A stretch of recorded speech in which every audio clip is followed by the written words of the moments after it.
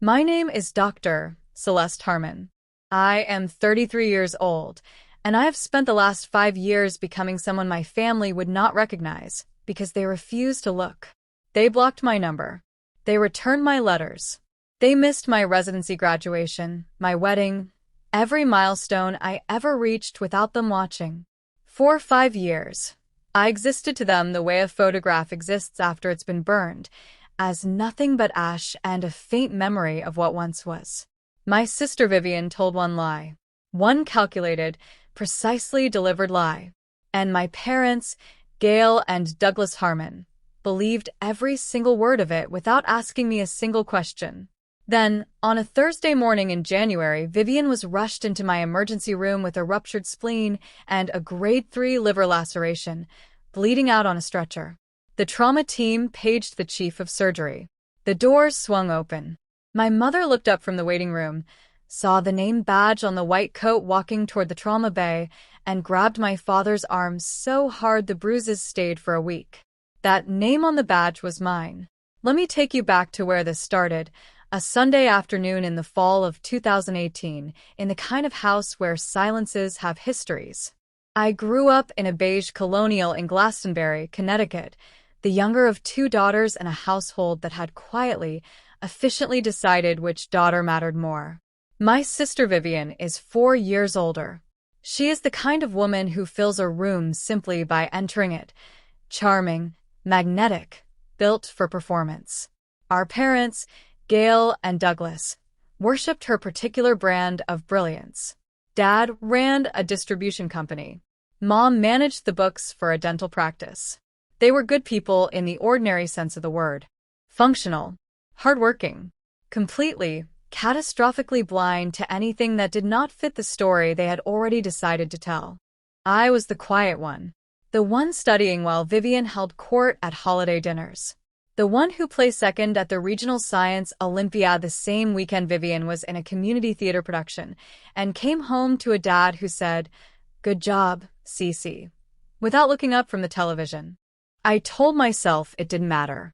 I told myself I didn't need the applause. I poured everything I had into a singular purpose, medical school, because I understood, even then, that I would have to build the life I wanted entirely on my own. The acceptance letter from Cascade University School of Medicine arrived on a Wednesday in March. I remember because Vivian was visiting. She watched from the kitchen doorway as Dad read the letter out loud, his eyebrows climbing slowly up his forehead. Mom called 3 people before dinner. For the first and only time in my childhood, I was the center of the room. Vivian smiled from across the table, but it was the kind of smile that lives only in the mouth. Her eyes were doing the math. I should have seen it. Instead, I was too busy feeling for the first time like I belonged. Vivian started calling me more often after that. 3 times a week, sometimes more. How's the program? Who are your professors? What's your apartment like? Tell me everything. I thought it was sisterhood finally arriving late but real.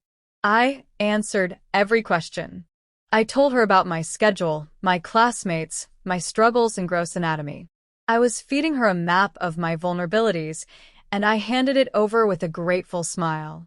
Second year of medical school, I met Priya Anand. She was my roommate, my study partner, and the closest thing I had to family in a city 3,000 miles from home. Priya had aged out of foster care at 18 with no safety net and no one in her corner.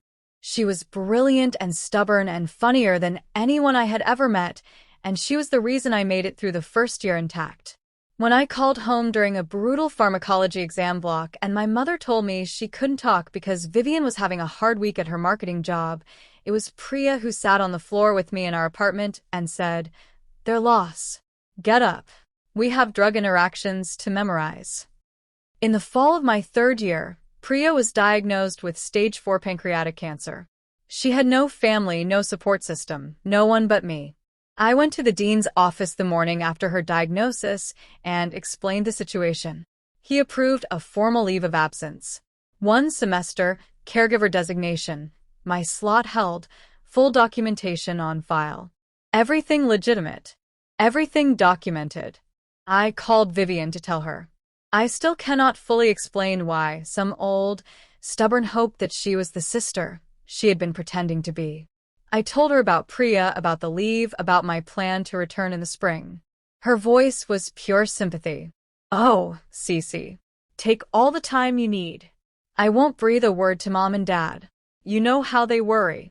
3 days later, she called them. I don't know what she said, exactly. Not word for word.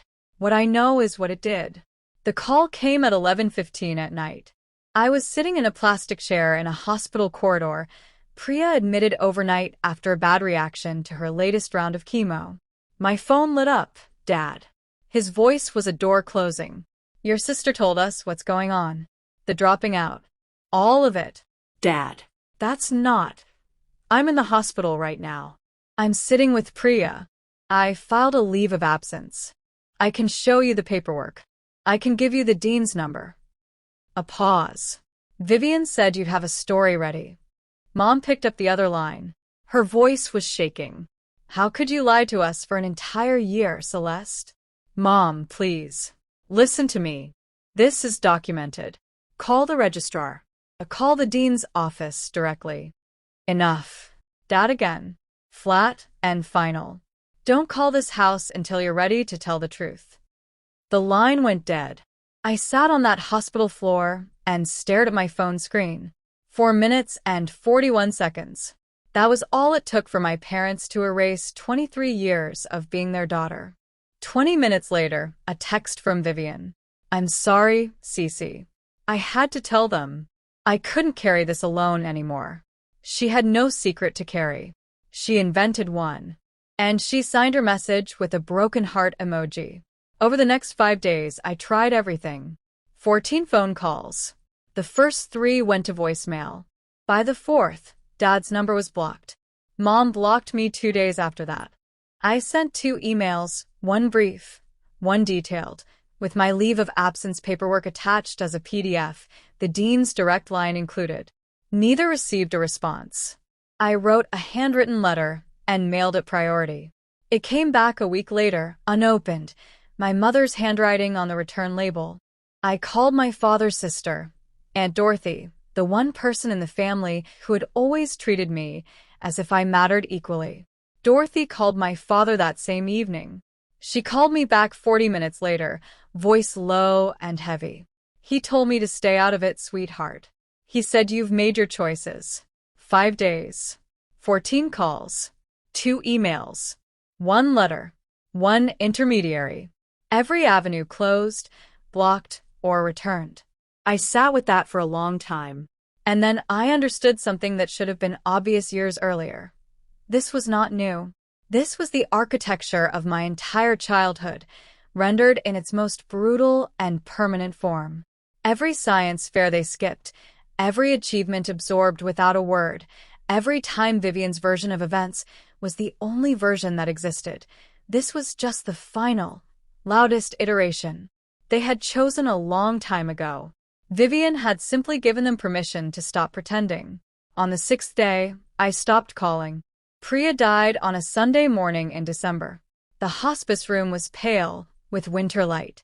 I was the only one there. The monitor flatlined. I held her hand until it went cold. No one from my family knew. No one called.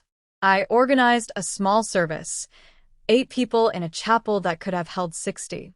I stood at the front and read a eulogy to rows of empty pews and tried not to think about what it meant that the person who had kept me standing for 3 years was gone, and I was still standing. That night, alone in our apartment, I opened Priya's copy of Grey's Anatomy, our long-running joke, her personal library of what was trying to kill her. She had bookmarked the chapter on the pancreas with a yellow sticky note.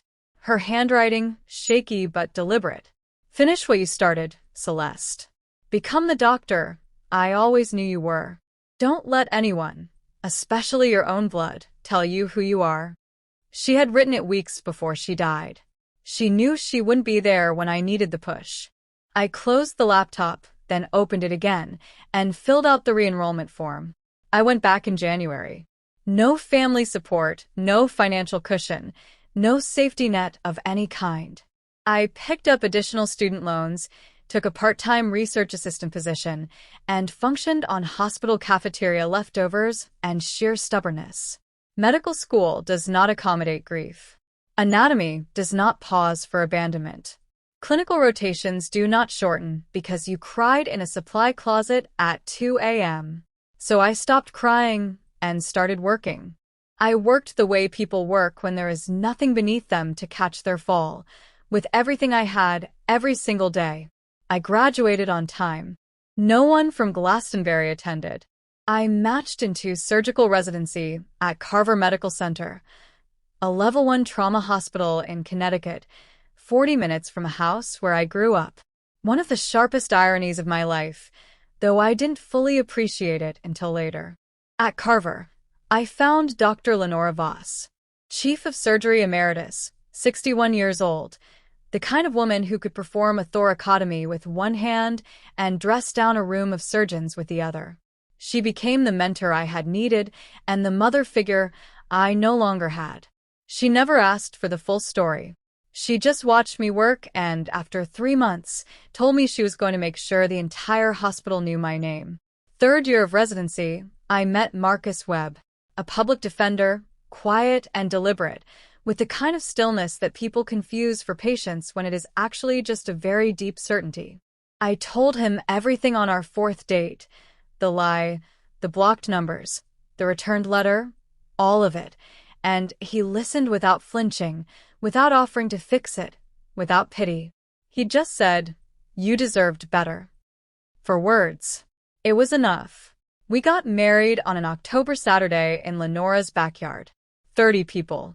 Marcus's mother walked me down the aisle because Marcus's father had passed, and it was the closest thing I had to a gesture of that kind. I sent an invitation to Glastonbury. It came back unopened. Aunt Dorothy was there, though, crying enough for 2 parents, and that counted for everything. 5 years passed. I became someone unrecognizable to the people who had known me as the quiet daughter in the corner. I was promoted to Chief of Trauma Surgery at Carver Medical Center at 32. I had a house with good porch light in the mornings, a husband who made me laugh at breakfast, and a hound mix named Ptolemy who had never once judged me for eating toast at midnight. It was a real life. A full one, built entirely from scratch, entirely on my own terms. But there is a specific kind of absence that never fully heals. It lives somewhere between your ribs, in the place where family is supposed to be. I didn't wake up crying anymore. I didn't check my phone for a Glastonbury area code. But every Thanksgiving, when I set the table, I counted the plates and felt the ghost of what should have been there. Aunt Dorothy still called every Sunday. She never pushed, never pressured, but she kept me threaded to that world. Monica got divorced, she told me once. She's selling pharmaceutical equipment now. The irony landed like a flat stone. One Sunday, Dorothy called with something different in her voice, cautious, careful, building to something. "Celeste, there's something I've been trying to tell you about Vivian. Something that's been going on for a while now." Before she could finish, my hospital pager went off. Trauma activation. I told her I'd call back. I never got the chance. Because what Dorothy was trying to warn me about was already barreling south on I-91 at 60 miles an hour toward a red light it was not going to stop for. Let me tell you what I learned about Vivian's campaign, because it was not a single lie. It was an architecture. Dorothy had been feeding me pieces over the years, reluctantly, one at a time, like dismantling a bomb. The picture, assembled, was worse than anything I had imagined. For 5 years, Vivian had maintained the narrative with surgical precision. At every family gathering, she performed the role of the grieving older sister. "We don't really talk about Celeste," she would tell cousins, voice lowered, a small, pained shake of the head. She told our grandmother that I was unreachable, possibly homeless. She told one uncle's wife she had heard through mutual friends that I was struggling with addiction. She told my mother, on Christmas Eve 2 years prior, that she had tried repeatedly to contact me and that I had refused, that I was the one who had cut them off. She flipped the entire story. She made my silence into evidence of my abandonment and she stood in the center of the family as the loyal daughter who had tried everything and been rebuffed. Marcus told me the rest of it 6 months ago, setting his coffee mug down the way he does before delivering bad news in his lawyer's voice. 2 years earlier, someone using a false name had contacted HR at Carver Medical Center asking about the employment status of a Dr. Celeste Harmon, asking whether her credentials were legitimate, whether she had ever been disciplined. A colleague traced the inquiry. The IP address came back to Glastonbury. My wife's breath went out of her, Marcus said. She wasn't done trying to destroy you, Celeste. She was hunting for something, anything she could still use. She didn't find anything because there was nothing to find. I could have done something then. Engaged a lawyer. Confronted my parents directly. Blown the whole structure open. But I didn't, because life was about to do it for me, in the most public, ironic, and irreversible way imaginable. Thursday, January 9th, 3:14 in the morning. My pager tore me out of sleep. Marcus stirred beside me. Ptolemy lifted his head from the foot of the bed. The screen glowed in the dark. Level 1 trauma. MVC, single female, 36. Blunt abdominal trauma. Hemodynamically unstable. ETA 9 minutes. I was dressed in 4 minutes. Driving in 6. Empty, wet Connecticut roads, that particular shade of black January owns exclusively. I ran through the case on the way. Mechanism of injury. Probable organ involvement.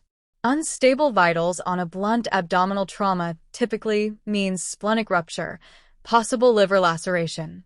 I had done this surgery 100 times. I badged in through the ambulance entrance, walked straight to the trauma bay, picked up the intake tablet from the charge nurse's station, and swiped to the incoming chart. Patient, Vivian Harmon Beckett. DOB, April 2nd, 1988. Emergency contact, Douglas Harmon, father. I stopped walking. The hallway sound, monitors, intercoms, the squeak of shoes on linoleum, pulled back like a tide. For 3 seconds, maybe 4, I was not a surgeon. I was 26 years old, sitting on a hospital corridor floor in the dark, listening to my father's voice tell me I had embarrassed this family enough. My charge nurse, Donna, appeared at my shoulder. "You okay, Dr. Harmon?" I looked up, set the tablet down. "I'm fine. Prep Bay 2 and page Dr. Osei. I want him on standby." The ambulance siren wailed in the distance, getting closer. The stretcher came fast through the bay doors. Vivian was strapped down, unconscious, oxygen mask fogging with shallow breaths. Blood on her shirt, one arm hanging slack against the side rail. The paramedics rattled off numbers, BP dropping, heart rate spiking, 2 large-bore IVs running wide open. And behind them, running, came my parents. My mother looked like she had aged 8 years. Hair thinner, face drawn. She was in a bathrobe, slippers on the wrong feet. My father was in a flannel thrown on in a panic, face the color of old concrete. "That's my daughter," he called past the triage nurse. "Where are they taking her? I need to speak to whoever's in charge." Donna, 3 years on my floor, unflappable, put both hands up. "Sir, family needs to wait in the surgical waiting area. The trauma chief is handling this personally." Dad grabbed her arm. "Get me the chief right now." Donna glanced through the glass partition toward the trauma bay. She looked at me, gowned, gloved, badge visible at chest level. She read the name. Her eyes went wide for the fraction of a second that professionalism requires you to suppress. I gave a small, deliberate shake of my head. "Not now." Donna straightened. "Sir, the chief is prepping for surgery. You'll receive updates the moment we have them. Please, the family waiting area is this way." My parents were led down the hallway. Mom was praying under her breath, hands pressed together. Dad kept turning back to look through every window he passed. Then, through the partition glass, I heard him say it. "She's all we have. She's all we have." As though I had never existed. I stepped into the scrub room alone. I allowed myself 30 seconds. I turned on the hot water, let it run over my hands, and looked at my reflection in the polished steel above the sink, warped, distorted, like the last 5 years had felt. Scrub cap on. Badge level. The face of a woman who had been excised from her own family tree, now being asked to surgically repair the woman who had held the blade. Part of me wanted to step back. Call Osei. Let someone else carry this. But there was a patient on that table with a ruptured spleen and what was shaping up to be a grade 3 liver laceration. She was losing blood faster than we could replace it. She would be dead within 30 to 40 minutes if the best surgeon in this building didn't operate. And the best surgeon in this building was me. I paged Osei directly. I have a conflict of interest. The patient is an immediate family member. Disclosing now and documenting in the chart. If my judgment is compromised at any point, you take over. No questions. Osei. Understood, Chief. I had Donna log the disclosure in the nursing record. Everything by the book. Everything on paper. Then I pulled on fresh gloves, pushed through the hors d'oeuvres, and looked down at the table. Vivian's face was bruised, the oxygen mask fogging and clearing. She looked smaller than I remembered. There were lines around her eyes that hadn't been there 5 years ago. For 3 seconds, she wasn't the woman who had dismantled my life. She was a body on my table. And that was exactly how I needed to see her. Let's go. Scalpel. 3 hours and 52 minutes. That is how long it took to rebuild what the intersection and the red light had torn apart. Ruptured spleen out. Grade 3 liver laceration, repaired with precision sutures, layer by layer. Internal bleeding from 2 mesenteric vessels, clamped, cauterized, controlled. I did not speak unless the surgery required it. Suction, clamp, lap pad, retract. My hands moved the way they had been trained to move. Steady and deliberate. Fast when speed was the difference, slow when precision was. At 6:57 a.m., I placed the final closing stitch. Vivian's vitals were stable. BP normalized, output clear. She was alive. Dr. Osei, who had been standing in the corner for the full duration, pulled his mask down and said quietly, "That was flawless. You want to send someone else to talk to the family?" No, I said. "This one is mine." I caught my reflection again in the scrub room mirror. Same face, same badge. But something had tilted. For 5 years, I had been the daughter who vanished. Now I was the surgeon who had pulled her sister back from the edge of death. Those two things were about to meet in a waiting room 40 feet away, in front of my entire night shift staff. The waiting room had the fluorescent stillness hospitals take on at 7 in the morning. 2 other families sat in far corners. A television murmured weather to no one. And in the center row, rigid and sleepless and terrified, sat my parents. I pushed through the double doors in surgical scrubs, mask pulled to my neck, scrub cap off, hair back. My badge hung at chest level, printed in clean block letters anyone could read from 6 feet away. Dr. Celeste Harmon, MD, FACS, Chief of Trauma Surgery. Dad stood first. He always stood first, reflex the need to command a room. "Doctor, how is she?" "Is she?" He stopped. His eyes dropped to the badge, rose to my face, dropped to the badge again. I watched the recognition move through him like something physical. A tremor that started in his hands and traveled to his jaw. Mom looked up half a second later. Her lips parted. Nothing came out.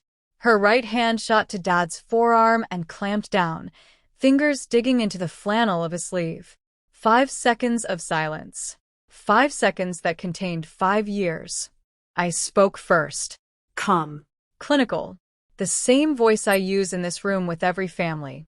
"Mr. and Mrs. Harmon, I'm Dr. Harmon, Chief of Trauma Surgery. Your daughter Vivian sustained a ruptured spleen and a grade 3 liver laceration in the accident. Surgery was successful. She is stable and currently in the ICU. You will be able to see her in approximately 1 hour. Mr. and Mrs. Harmon." Not Mom. Not Dad. I watched that land. Behind me, through the glass partition, Donna and 2 nurses were watching. They had already put it together. My mother moved first. She stepped toward me, arms lifting, a sob cracking through her chest. Celeste. Oh my God, Celeste. I stepped back, half a step. Polite, unmistakable. She froze. Her hands hung in the air between us, then dropped slowly to her sides. Dad's voice came out like gravel on pavement. You're a doctor. I am. You're the chief. I am. But Vivian told us. What, exactly, did she tell you? He opened his mouth, closed it, opened it again. I could see the machinery of 5 years of certainty trying to disassemble itself in real time. We thought you dropped out, Mom whispered. We thought you were.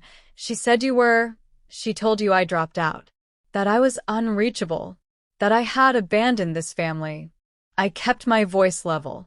No tremor. No tears. I had rehearsed this moment 10,000 times in the dark. I never imagined it would arrive in surgical scrubs under fluorescent light. None of it was true. Not a single word. Through the glass behind me, I heard Donna set down her clipboard. Dad tried to redirect, old instinct, the need to reframe. This isn't the time or place, Celeste. Your sister is in the ICU. I know. I just spent 3 hours and 52 minutes making sure she survives.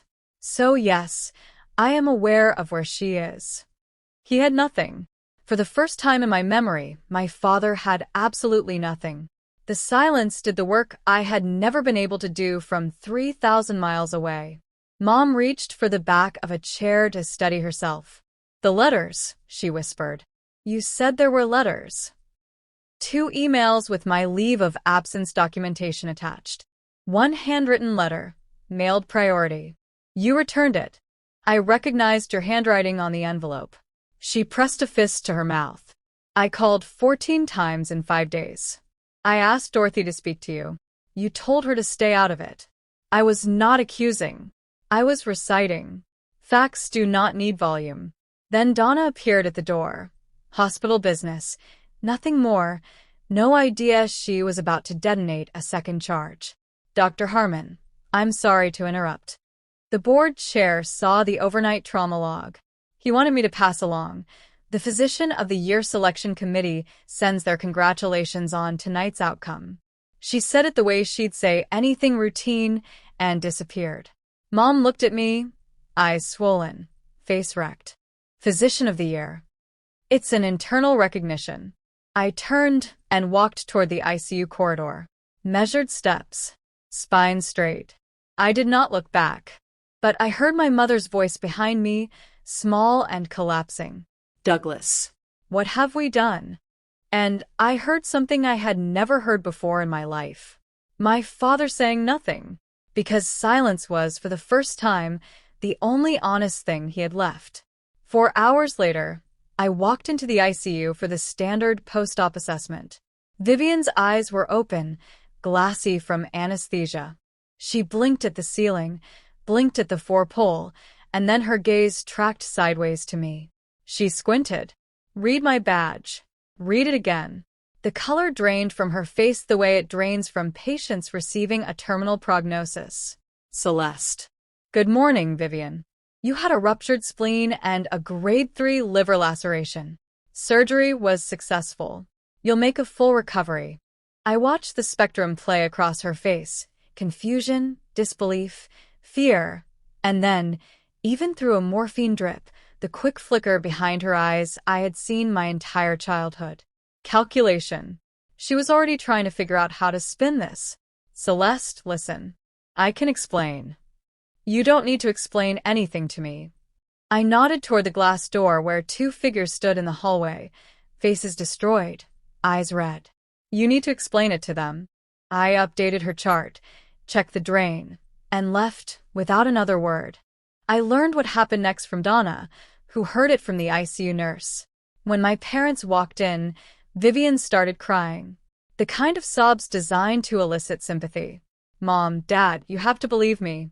I never meant for it to go this far. Dad stood at the foot of the bed, voice barely controlled. Vivian, Celeste is the chief of trauma surgery at this hospital. I didn't know. She sent letters. Emails. She called 14 times. She asked Dorothy to intervene. Mom's voice was flat and hollow. Is that true? She's exaggerating. You know how Ruth tried to tell us, Dad said, and his voice cracked, not from sadness, but from the structural failure of 5 years of certainty. 2 years ago, she told us Celeste was in residency. You told us Dorothy was making drama. Monica backed into the corner of her hospital bed, IVs in both arms, my sutures in her abdomen. And she did what she had always done. She pivoted from defense to offense. Fine. She's a doctor. Good for her. But she abandoned. We blocked her number, Dad said. Because you told us to. The heart monitor beeped. The 4 dripped. And Vivian, for perhaps the first time in her adult life, had no script. Aunt Dorothy arrived at 9:45 that morning, and she came prepared. 5 years of silence will do that to a woman with a long memory and a filing system she'd been quietly maintaining. She didn't sit down. She stood in the middle of that ICU room and said, I have been waiting 5 years for this conversation. She pulled out her phone.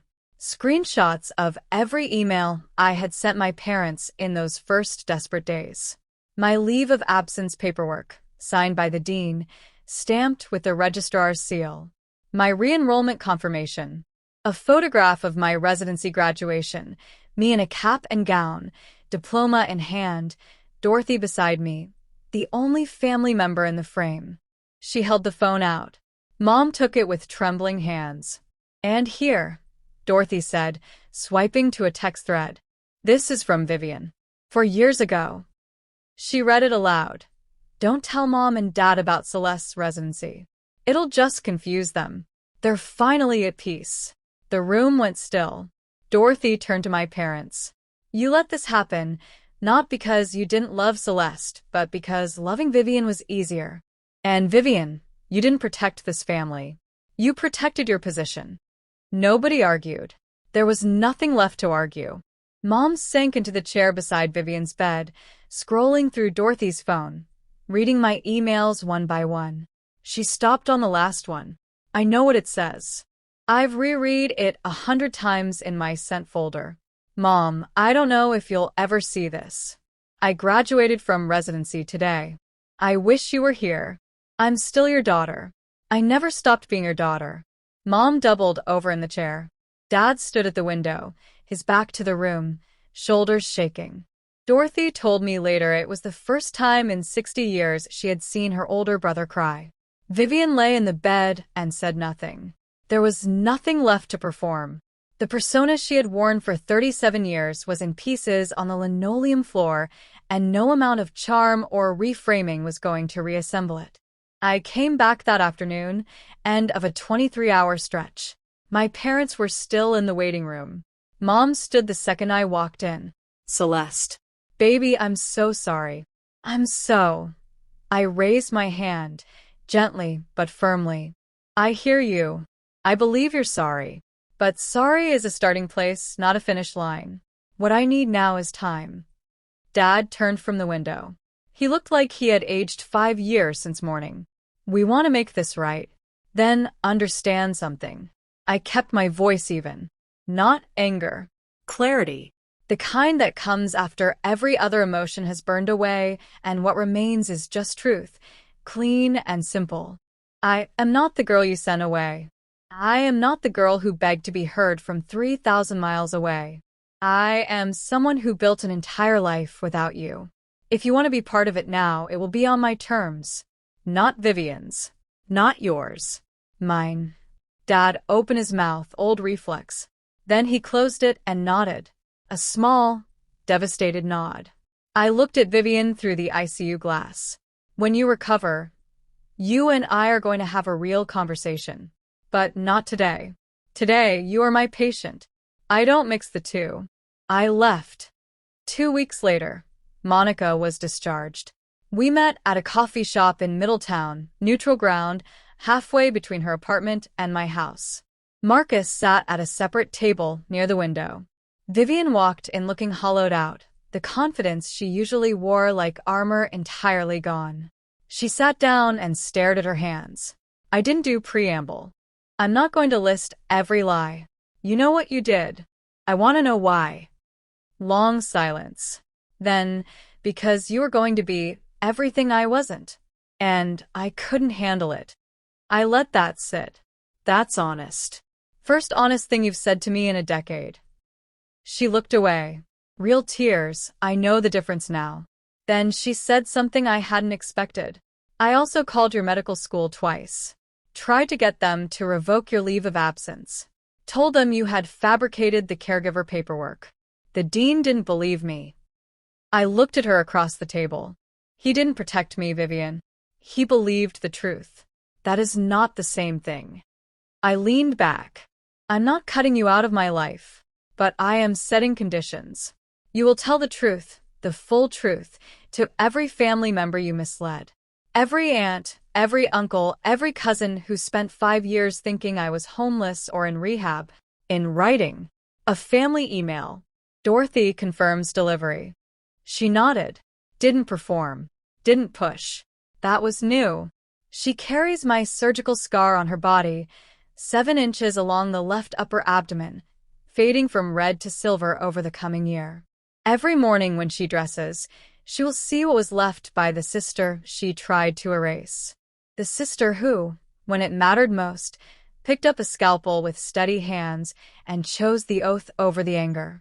I carry her damage in my memory, 5 years of silence, lodged somewhere between my ribs. We are even, in the strangest and most painful way 2 sisters can be even. And maybe, with enough time, real, unglamorous, consistent time, we find our way to something that isn't even. Something new.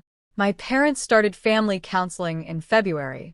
Mom took to it immediately. Dad went, sat in the chair, answered in as few words as possible. Progress is not always dramatic. 3 weeks in, Mom mailed me a letter, handwritten, by hand, the irony landing squarely on both of us. I failed you, she wrote. Not just when I believed Vivian, but every time I chose peace over fairness. Every time I let your father's certainty decide what was true. Every time I saw you standing in the doorway and told myself you were fine because it was easier than admitting I wasn't brave enough to fight for you. I read it at the kitchen table. Ptolemy was asleep on my feet. Marcus was in the next room, pretending not to listen. I didn't cry, but I held that letter for a long time. Then I opened the drawer where I keep the things that matter, Priya's note, my returned letters, the wedding invitation that came back unopened, and I placed it inside. Same drawer. Different side. In March, the Physician of the Year Gala. 200 people in the ballroom of the Hartford Grand. When the MC called my name, I walked to the stage and kept my remarks short. 5 years ago, I said, I almost quit. Not because I couldn't do the work, but because I lost the people I thought I needed to keep going. What I learned is that the people you need are not always the ones you were born to. Sometimes they're the ones who choose you. I looked at Lenora, at Marcus, at my team in the 3rd row. Then I looked at the back of the ballroom. Last row. 2 seats. My parents. Mom in a dress she'd clearly bought that week. Dad in a tie he clearly hated. Both sitting with their hands in their laps, looking up at the stage with expressions I can only describe as grief and pride waging war on the same face. And sometimes, I said, the ones you were born to find their way back. Late. But here. After the gala, Dad found Marcus near the coat check. He stood in front of my husband for a long moment, then said, I owe you an apology. I should have been the one to walk her. Marcus, who is the best person I know, extended his hand and said, With respect, sir, you should have been a lot of things. But we are here now. Dad's eyes were red. He didn't let go of the handshake right away. Vivian sent the family email on a Wednesday evening. Dorothy confirmed delivery to all 43 addresses. I read it the next morning with coffee. 3 paragraphs. No excuses, no softening language. The facts laid bare.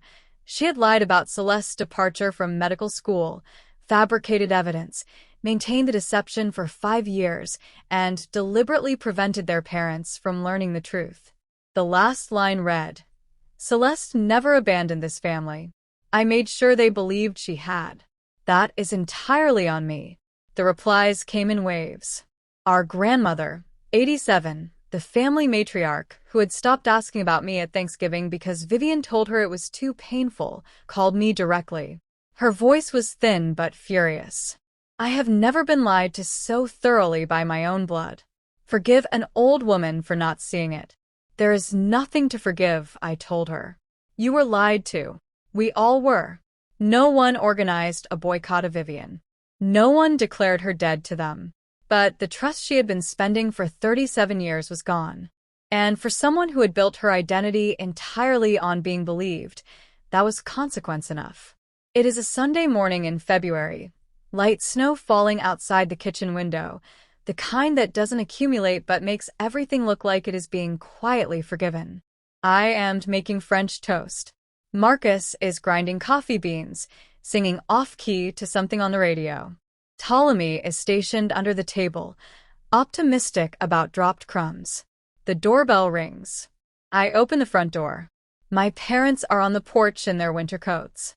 Dad is holding a bottle of orange juice like he isn't sure what to do with his hands. Mom has a tin of cookies, shortbread, the kind she used to make for every one of Vivian's school events and none of mine. "Hi," Mom says. Nervous. Hopeful. "Come in," I say. Coffee's almost ready. Dad steps inside and looks around my kitchen the way someone looks at a place they have never been, cataloging everything, the house he has never seen, the life he almost never knew existed. He clears his throat. "Can I help with anything?" I look at him. My father, 64 years old, standing in my home for the first time, asking permission to be useful. "You can set the table, Dad." He nods, goes to the cabinet I point to, takes out plates, counts them, looks at me. 4. 4. He sets them down one by one, carefully, the way you handle something you are afraid to break. Marcus hands him coffee. Mom hugs me at the stove, not a dramatic gesture, just a quiet one. Arms around me, forehead against my shoulder. No words, just holding on. Ptolemy thumps his tail against the floor. Snow falls outside. The French toast sizzles. It is not perfect. It is not the childhood I deserved or the reconciliation that gets written in movies. But it is real. And real is more than I had for a very long time. My name is Dr. Celeste Harmon. I am 33 years old. And I am finally, carefully, slowly letting myself be someone's daughter again. For plates on the table. It's a start. Which moment hit you hardest? Drop it in the comments. And if this story felt familiar, if any part of it sounded like your life, share it with someone who needs to hear it today. There's another story in the description I think you'll connect with just as deeply. Thank you for being here until the very end.